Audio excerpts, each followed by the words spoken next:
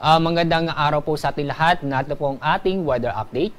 Ang Intertropical Convergence Zone, yun yung makikita, nasa bandang baba po ng south ng Mindanao. After ng Mindanao, ay naapektuhan na po o dumadaan po sa may Palawan. Kaya ngayong araw, itong Palawan lamang ang makakaranas ng mga kalat-kalat na pag-ulan. Samantala, itong nalabing bahagi ng bansa ay asahan po mga unlocalized thunderstorm o isolated mga pag-ulan dahil itong patuloy na pag-iral ng easterlies na naapektuhan ang silangang bahagi po ng ating bansa. Kasalukuyan, wala po tayo nang monitor na low pressure area o bagyo sa Dagat Pasipiko, lalo na po sa loob ng ating PAR.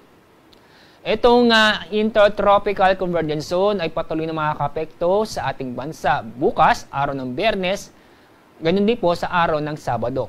Sa araw ng Biyernes, itong ITZ ay bahagyo pong kikilos sa pahilaga at maaaring maapektuhan itong Visayas, Mindanao at kasama rin po ang Southern Luzon.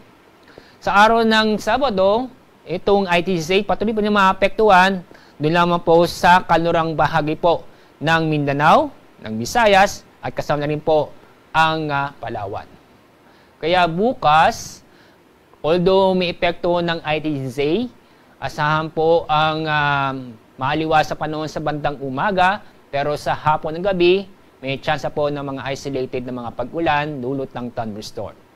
Pero sa araw ng Sabado, may naasahan po tayo ng mga kalat-kalat na pag-ulan at thunderstorm sa Palawan, Western Visayas, Zamboanga Peninsula, Basilan, Tawi-Tawi at Sulu. Kasama rin po ang lalawigan po ng Occidental Mindoro. Ngayon hanggang Sabado ay mababang tsansa na magkaroon ng low pressure area o bagyo sa loob ng PAR.